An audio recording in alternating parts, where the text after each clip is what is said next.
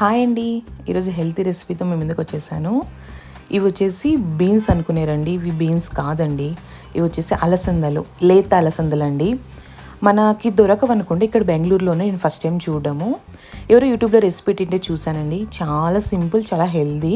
ఒకసారి ట్రై చేశానండి.